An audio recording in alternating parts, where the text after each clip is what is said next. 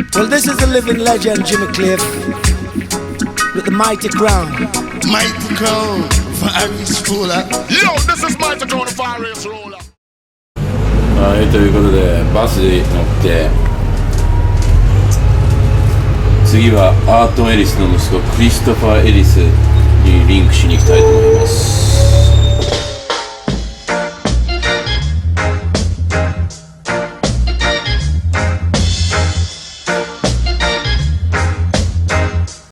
はい、ということでマイティクラウン .com グラウンドの皆さん、はい、またサミティでございますけど、イギリス、インタビュー第2弾目でございます。ここは今ブリクストンのですね、近くにいるわけですけどね、今日はですね、なんとロックステディのアルトン・エリスの息子であるクリストファー・エリスを迎えて、今日はインタビュー、質問もバッチリ今日は用意してありますんでね、ここからちょっとインタビューしてみたいと思います。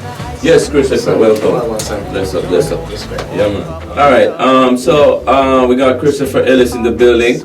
We're liming in the studio. I got a couple of questions to ask. Well, I have like a good amount of questions to ask because, you know, bad artists, you know, representing England for Endas, you understand? So right now, well, start off with the basic general questions. So how old are you now? How old am I? How old are you? Yes. Well, Yes. like in 30s, around 30. Yeah, I've been doing it so well now. I'm 31 now. 31. 31 now. See that? So 31. So how long have you been in the business now? I mean, as a career, as Christopher Ellis. Yeah, how long did you be in the business? You know, Sammy, for that, I would say, if you say as a career, Christopher Ellis, I would say from my father passed. I would say 2008. I would say, you know, but it goes way back before that. Yeah, so that's like as seriously as a career. That's 5 years. That's 5 years as a career. Yeah. But the seed was sown when I was like 10. Understand? Because the first time I go on stage, I was 10 years old. Okay. Ken Boo, John Hood, Alton Ellis, Delroy Wilson, big show, 5,000 people. I was 10. And I sang I'm Still in Love. Clean high pitch as a youth. So if you can start from there or start from 5 years ago, you know, which one would you say? I see. So you've been around these greats. You just mentioned, of course, your father, Alton Ellis, John Al, Ken Booth, and all these men, right? What do you think? I mean, you definitely had the advantage of being in that circle. What did you really, do you think, have over like rest of the artists then? Well, there's two sides to it, you know, Sammy. I'll tell you, there's two sides to it. Like me personally, being Alton Ellis' son, there's two sides to it. So there's an advantage because of that, you know, and there's a head start. But then there's the other side of, okay, so what can you do now to come out of that? You're Alton Ellis' son, so what? You know, because what can you do to be an artist now, to shake off that and be an artist? You know? So that's the other side to the advantage of someone saying, yo, Alton's son, yeah man, come in and, yeah. You know, but then you can come and you can sing, say 5 or 6 Alton Ellis songs, good, but that doesn't mean anything. What can you do as an artist, as Christopher Ellis? Can you write a song, you know? Yeah, so that's like one of your dilemmas then. Yeah, you can say that's because people's gonna always try to compare you like exactly. with your father, right? Yeah, exactly, you know? So, you know, to come and that was my aim from like when he first passed. When he first passed, Sammy, and I was in Jamaica, everyone's saying to me, yo, just sing 12 Alton right now and you're gone, man, you're boss. Just sing 12 Alton in this tune and you're boss. And I was saying, no, man, no, I did that. Because for 6 months, they would have called my name. And then after that, gone. You know? Understand, Sammy? So I write tune and pen my own tunes and these things. Yeah, that's true. Okay, next question. So you're signed to Ghetto Youth International? Yeah. Right? Yeah. That's Junior Gang label. Yeah, it was founded by Ziggy. By Ziggy Martin. Ziggy. But it's run by Stephen and Junior Gang. Okay. So how did that come about? Like, how did that link up come about? I know everybody, you know, Jamaica. You know, it was a great thing, you know, Sammy. It was a great thing, a great period of my life, I would say, you know, mixed with sadness as well, because my father just passed, and I went to Jamaica and said, I'm gonna come back to England. There's nothing in England for me. Straight music now, you know. And I was in Sugar Miner studio for like 6 months. You know, just chilling with Sugar Miner. The man had me on Vice, and he just loved my vibe. And Yeah. And Sugar loved my father. His first son's named Alton. My father said, "I love your father so much." I remember his first 2 hit songs was on tour Alton with him. He was the guy in breaking. So anyway, I'm there with Sugar Minor and I just want to do music, son. I just want to do music. So I got check Barris. I was on a show with Barris. Okay. And after the show, I went to talk to him and said, "Come see me tomorrow." I didn't say a word yet. I got check Barris and reach Barris. Oh, speak over, son. Push the bed on. "Oh, Barris is not here." Come back the next day. "Barris is not here." I said, "All right." So I never go again. It's easy. Yeah, man, just go back to my father's house and we live and take in Jamaica. And then someone who live in Trenchtown, my brother's bedroom. My brothers are from Trenchtown. Okay. They born now. But there's a guy named Cooley, and he's Stephen Marley's bedroom. Okay. But he grew with my brothers as well, that Trenchtown thing. Okay. And he said, "Yo, a bad singer, you know. I'll Steve Marley, I them money for their own." But he said to me for years when I was in Jamaica. So I said, "Yeah, man, when you're ready, man, take me down there." And I said, "What? Come." Man, drive me go Hope Road. Sammy, right there on the spot. And take me go to Stephen Marley. I'll never forget, I walk into the room, and Stephen Marley sitting there. 20 man behind him around him. And I said, "Yo, I'll tell you, sit down, man, sit down." And when I sat down and talked to me, and someone said, "Yo, sing something for him." And I was to sing a little piece. The man said, "Boy!" The next day, Sammy, end of time. Okay. So I met Stephen Marley on like a Monday. Tuesday, we passed end of time. Just like that. Just like that, you know? Just like that. So, okay. And the rest is history, you know? So from there now, we have a great relationship, you know? And the man them just working now and working hard. Wow. So you officially signed, like? Yeah, I signed like a year after. Like a year after? Yeah, but I was with them in Miami and voicing in Jamaica, but I never signed a paper. It's like 12 months after. Okay. So yeah, all right. Yeah, Steve said, "You know what? I'm only part of the family officially. I'm a sign, yeah." So they basically like gave you like a test run, I could say. I believe so. I believe so. For a year and then see how you like stay like humble and all these things, and as an artist and exactly. Okay, I see. And as a person as well, because not anyone can be on them Monday. Okay. Yeah, but yeah, man. That's true. Well, so you're not based in England now, then? Are you based in England? Because like from this whole Ghetto Youth International, after you sang with Steve and them, no, where do you basically base now? I would say I'm based in England still. Based in England? Yeah, but I spend a lot of time abroad though. That's the thing. You know, I spend a lot of time in Miami.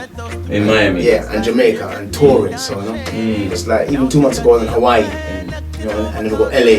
These things, but I'm based here. You know, my kids are here. Okay. You know, my family's here, so I'd say I'm based here. But I spend a lot of time abroad though. A lot of time. So so you just named like LA, Hawaii. Most of them is like US territory that you should like touring? Yeah, like tour. Well, we've done European tours as well, you know. Which are some of the places that you've been and you really love, France? Yeah, man, feel the love out there. You see Hawaii. We did 3 shows in Hawaii. Sammy, I don't know if they are not used to seeing artists or something, but when I step on a stage in Hawaii, the place mash up, showing real love, and it really did surprise me, you know. And after those 3 Hawaii shows, we went to America. I ain't get enough love same way still, but those 3 Hawaii shows, they stood out. Solid. Yeah, man, they stood out solid on their own. Okay. So where are some of the other places that you wanna travel or wanna go? Of course, I know Japan is on the line. No, Japan is the first for me. but yo, here why though? Because remember when I was a youth, you know, my father go to Japan nearly every year with Tiger and Ninja Man. Remember the same era. Yeah. And doing the same shows. Yeah. And it was Japan Splash, right? So as a youth now, I'm asking my dad, "Dad, when are you gonna take me? When are you gonna take me?" Every year I'm saying, "Yeah, man, I'm gonna take you next year. I'll take you next year." And he never took me, you know. So I've been to California in these places. I've been to New York with him, all these places, but never Japan. Till this day, I've never been to Japan. Okay. So Japan is where I really wanna go. Okay. You know, but so besides Japan, like Africa or like you've been to Africa? No, but I'd like to go to Africa differently, just experience it though. But like. As like Japan, I'd love to go there and do a stage show. You understand? And feel the whole vibes of the people and everything. But yeah, but I've been very fortunate so far, you know. I've been very, very fortunate, you know. I've touched nearly every state in the US. You know, every Oregon. What can I think, you know? I've been on tour with Stephen Marley. We did like 35 shows. Okay. You know, in 2 months. So I've been fortunate, Sammy, and you know, Europe. You know, and even on my own as well, because last month I was in where was I? I was in Sweden, me and Gappy. Me and Gappy did a show. Me, Gappy and Mcestaff. Okay. Yeah, and that was last month in Sweden. You know, a few months ago I was on tour as well in Europe with Gun. Okay. So I'm seeing a lot of the world, and I'm very fortunate, Sammy. You know? Okay, so do you like kind of keep shows in England, like Brixton area, like where you kind of, well, yeah, so we don't know, so like how it stay around here? Like we can't tell the people like all over the world, so yeah, we them can't expect like when them come to England, Brixton, to find Ellis and the whole gang. Yeah, what it is, England has a great market for reggae. Yeah, you know, the market's going very great for reggae music, and you know, personally, I keep a show in the Jazz Cafe. It's a venue that my father used to perform. Wow. And it's a nice, prestigious venue. You know, I did a show there last month. It was sold out. I did it last year as well, and it was sold out. So I'm very thankful for that. You know, Brixton keeps shows every 12 months, I would say. Like a big show, it would keep every 12 months. You know, 12 to 18 months. They used to be more regular, but they're not so regular so much. But even last month there was I Octane, there was Etana, Christopher Martin, Chuck Fender, all on one show in Brixton Academy. So things are happening, you know. Okay. And, you know, they used to keep a lot of shows like John Oak, Kenwood, Alton, Delroy, Bob Andy on the same show in the Academy. So they do keep these big shows. Okay. You know, but yeah, you can keep, as an artist coming up, you can keep a little small show in London, you know, anyway, 200 people crowd and 400 people and these things, you know, to grow your fan base. Alright, my next question is, were you born here? Yeah. You're born here, right? Yeah. So what do you think is the difference between the UK reggae market and rest of the world? What can people like when they fly in, like, you know, want to check the reggae scene in England? What they can expect? Well, I'd say, you know, the scene in England, it's not so big like I say, like Jamaica. You know, for example, we don't have so many artists, but we do have our own sound, I would say, you know, and like even from the elders, from me, as like Peter Honeygill and these guys, you know, you have a Lovers Rock sound, which has its fans, and it is there, you know, and then you have a new crop coming now. You understand? You have the Gapper Ranks them and the Styler G, you know, and they're putting me in that bracket now of that new school thing, which I like, you know. So, you know, it's just to do what you do, you know what I mean? And I would feel like even my music, I would say that my music is me. I'm doing what I do. Yeah. You know, like. You know, I'm doing what I do, and that's a message to every artist as well. If you do what you do, you'll be very distinctive. You understand? As opposed to I might say, oh, I'm so like, you know. So just do what you do, and it'll be unique. Yeah, that's true. What you have an album coming up? There it is now, son. I have an EP coming out first. EP coming out. Yeah. So how many songs will that be? 5 tracks. 5 tracks. Yeah. And Sammy, to me, this EP is very unique. You know, is it like Lovers Rock, like more like the UK blend, or like reggae? Okay, I would say the EP is rock steady, and I mean real authentic rock steady. That from like Coxsone. And Sammy, you know, I wanted to keep it very modern, where I wanted to put some of today's feel in this. When you hear the songwriting, it's like today's kind of feel. It isn't like dated, you know. It's rock steady, but it's nice, and it's with live instruments. Okay. Band thing. Yeah, it's produced by Gun. Okay. And the way how we mic'd up the guitar, the way how we mic'd up the drums, it has a sound like Coxsone. Like it's not like a clear record where you can hear every hi-hat and every drum and everything. It's like rock steady. Okay. You know? So the EP is that 5 tracks of that. I'd say a unique thing, and then after that, now a few months after, album with like all my songs you've been hearing before, like Willow Tree and Enough Times and these songs, with the rocksteady songs and some more new songs. You know? But first and foremost, it's Better Than Enough EP coming out in November. 5 track EP. Yeah. Okay. Cool. So, were you as a young youth, right, in the business now, and there's more and more young youth them trying to like become a star like you in the business. Yeah. What can you like give them like a word of advice to them young cats, I should say, will coming up right now and say, yo, I want to be like Christopher right now. You know what I mean? Yeah. Well, the first thing I'll say, like I said before, you have to remember first that every man's story is different, and every man's journey is different, and you're always gonna have some kind of regrets. Like, for example, like mine is, I wish that I did start writing songs earlier, when my dad was alive. Okay. But maybe I wouldn't have had this road. Maybe it'd be different. Maybe the songs wouldn't have went nowhere, because it's very tricky for me because my father was still alive. So him being alive kind of takes away. I believe that his death kind of push you to where you know. Yeah, push me to where I'm now, Sammy, and and people look to me more because he's not here no more. So, what can his son do?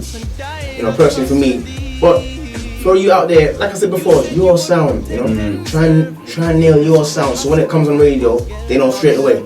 Oh, that's him singing.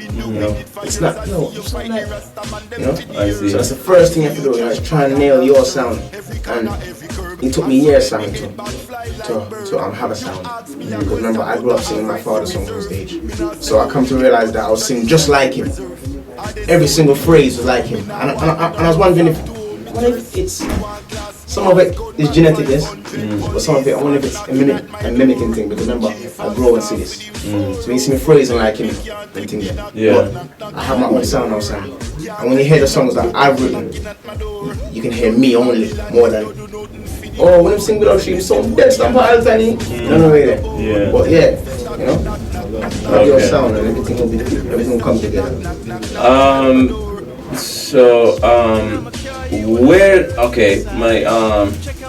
My last question is, where can people get more information about you, basically? Okay, so like you got your Twitter, Facebook. Yeah, I have a Facebook, a fan page on Facebook, but it's a music page.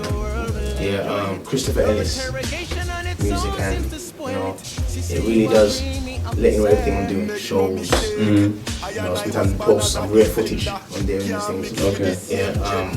My management team handle that. Okay. But I always look on there and see what the comments are and things. It's very interesting, people might think that artists don't look. They do look, I promise you. The Twitter, it's at Ellis Music Child. At Ellis Music Child. Because Christopher Ellis was too long to use, So it's at Ellis Music Child. Music with a Z. Okay. So ELLIS MUZICCHILD. And that's a Twitter name. And this is where I tweet myself as well personally. So so that's where you can find information. I have my Instagram as well. Christopher Ellis on Instagram. So this is where you can find out stuff. People just grow with me. I'm growing as an artist, See. Don't stop growing. See. I'm growing. So one last words to your fans then, to the world. I mean, for Japan and the whole world. Because it's not only Japan that people are watching. Well, I can't wait to come to Japan. I must tell you that still, But I want to thank everyone still who's ever requested a Christopher Ellis song or even liked a Christopher Ellis song. And the support I've had so far, I cannot complain. It's been great so far. I've been shown a lot of love, and even though I haven't reached nowhere far in the business, there's artists who would love to be where I am. So I appreciate that alone. I'm happy with that alone. So just stay with me and grow with me. Just start right tune. Just start right the good tune them. So just stay with me and grow with me, people. Yeah. ということで、クリストファー・エリスインタビューでした。これから今後期待したいと思いますね。いろんな動きをですね。Yo, thanks for having, the interview, enough respect, and just go and do your thing. What do you mean? Link up again. Yeah, man. Till them time. Big up Mightycrown.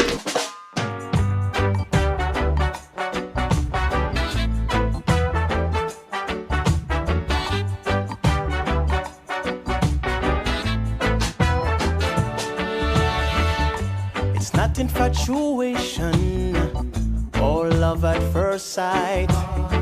It's not to my imagination what I feel inside for you. It's not a high school crush, oh no, or puppy love. It's real hard to describe So the best words I can find to say, yeah.